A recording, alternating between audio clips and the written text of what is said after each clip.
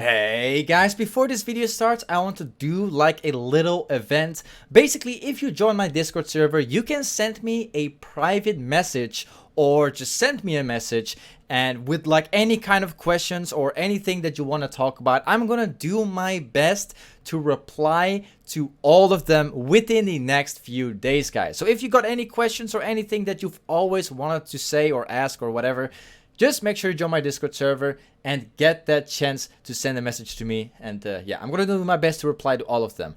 Also, guys, I am currently doing a Master Tier 2 Challenger grind on one of my ex-Challenger accounts, guys. I've started yesterday. I just got promoted to Master Tier on stream, guys. So make sure to be on stream, guys. I'm streaming a lot. And this account, it will get Challenger, guys. Anyway, back to the video.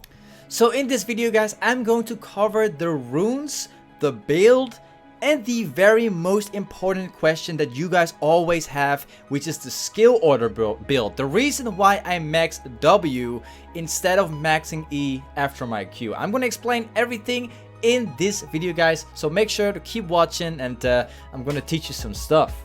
Alright guys, so starting off with the skill order build path, basically I maxed my Q into my stun and then into my shield, guys. The reason for this being is, ever since Riven got that nerf on the shield, ever since that happened, I've no longer had two shields within a fight. It's only been in very rare situations where I could shield twice. So what I rather do now is putting all the points into my stun, getting extra wave clear, getting extra damage, and also getting my stun up many more times. That's going to be much better for your team fighting, guys. Also, you either go in for a fight if you can beat that person, if you can one-shot that person, or just fight him in general, or you don't. That's just how it goes. Obviously, now that you're maxing your shield as last, that means that your shield is not gonna be as big as it was before. Also, it's gonna take a little longer to get your shield too, but that's totally fine because maxing your stun, it makes it so much better.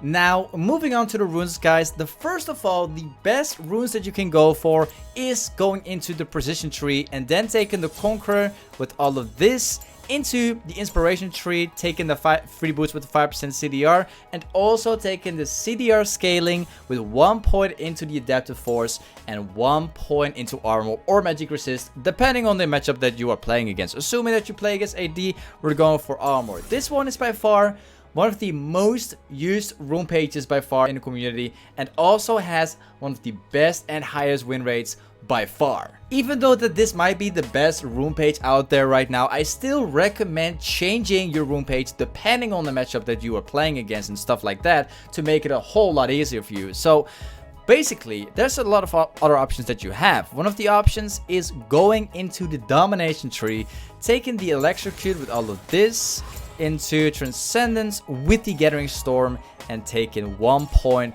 for the attack speed, so you have like a much better, easier time for doing your combos. For those people who are advanced with Riven, you don't really need the attack speed. You can just simply go for the extra AD right here. But anyway, this one is by far the best rune page to go for if you play against a team comp that doesn't have any tanks. So if you play against a team comp that's like full squishy, full assassins, this one is by far the best rune page to go for in your game.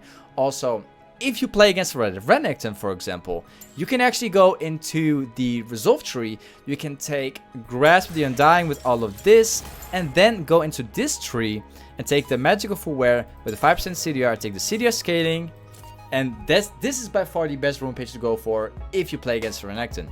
So there's like multiple rune pages which could potentially work in your game. However, this one is by far one of the greatest rune pages to go for if you find yourself in a matchup where you have a lot of troubles. So Renekton is definitely like one of them. You can also take your rune page to the next level, guys. This is something that not many people do. So basically, you go into the precision tree and you take fleet footwork. You take all of this, and then let's see. Yeah, this is actually good. This is actually good.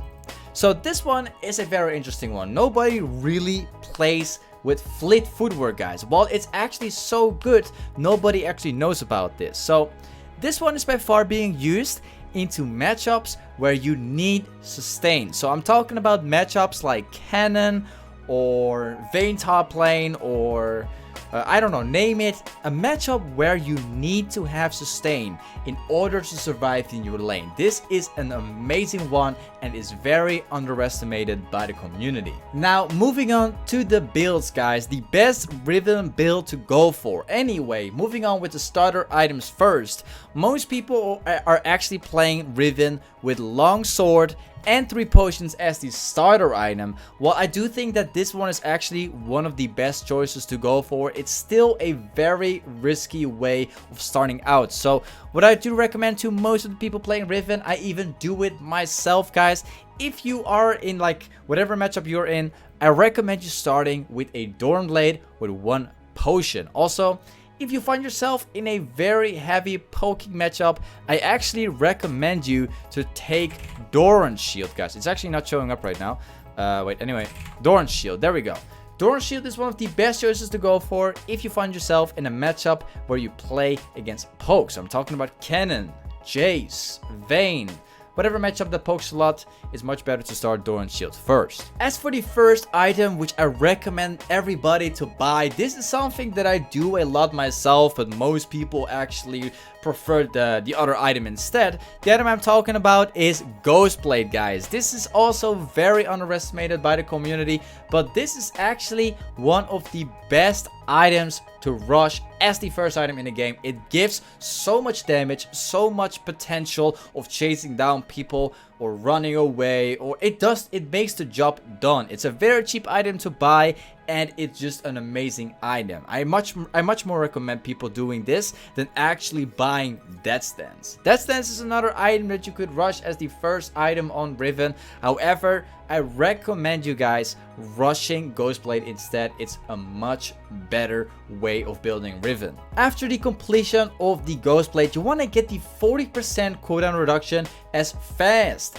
as possible. Cooldown reduction on Riven is very important and you want to get that as quick as possible. So what you want to buy as the next item is the Kindle Gem. This is a very cheap item to buy and it provides 10% CDR as well as some health, and you can complete it into the Black Cleaver. Make sure that if you buy the Black Cleaver, you want to complete the Kindle Gem first. You don't want to start off buying the Black Cleaver with the page, because in my opinion, the Kindle Gem does everything and the page is just if you want to get a little bit more tanky and have some AD, but the page doesn't really do that much. You always want to prioritize getting Kindle Gem first before actually buying the page. At the same time, while building your Ghostblade and Black Cleaver, you want to make sure that you get some boots. It really depends on your game, but I recommend always buying Ninja Tabis if they have like most attack damage for the most part. But if they do have like 2 or 3 mages on their team, like talking about like one-shot mages like Syndra, Akali or something like that, you want to make sure that you actually get Mercs, guys. Also, if they have like a ton of CC, I recommend Mercs even more. It's just a way better boots that you should go for. Like Ninja Tabis does the job, like it does the job, but Mercs is most better in most cases because the enemy team will have a lot of CC like most of the time, guys. The next item I recommend you guys buying is either the Guardian's Angel or Hydra, guys. It really depends on your game. Anyway, if you don't know what to do, like I always recommend you guys buying Guardian's Angel as the next item. But basically what I do myself, if I get to this stage of the game, I will go for Hydra as the next item if I got my flash up, because if I got my flash up, I can hit multiple targets in a team fight using my Hydra. But if I don't actually have the flash up, I much more recommend taking the Guardian's Angel instead, guys. This is pretty much how I prioritize the next item that I will buy, but most of the time you will find me rush that Guardian's Angel first, guys. After the completion of the Guardian's Angel as well as the Hydra, guys, there isn't really much more space left. You've already got about 5 items, so the next and the last item, which I recommend you guys going for, this is also very situational in your game, guys. But anyway, I recommend you guys taking the Sterak's Gauge. This is one of by far the best items to rush as the final item of your build. However, there's one case where you shouldn't be buying this, and this is in a game where you play against a bunch of CZ. I'm talking about like a bunch of CZ where you just need to get a different item. The one item I'm talking about is QSS, guys. This item isn't really being like built up that much by the Riven mains anymore, but it's still a very good item and it really does get the job done. Anyway, this is very much it for my Riven guide about the build, the runes, and the skill order and everything. Thank you guys so much for being here on today's video, guys. Hopefully I've helped you guys learn something new about Riven with the build and the runes and all of that stuff. Hopefully I've helped you guys with that. But anyway, yeah. Thank you so much for watching today's video, guys. If you are looking for a hiatus stream, don't forget to check out my stream, guys. I'm streaming a lot. Same applies for my Discord server, guys. I am there on my Discord server a lot, so make sure to join my Discord server if you wanna talk to me or anything like that. And I guess I'll catch you guys up in my next video and also my next stream, man. And also don't forget to join my Discord server, guys. If you wanna send a message, I'm gonna try to reply to all of them, guys. So yeah, thanks so much for being here, and I'll see you guys in the next video, man. Peace.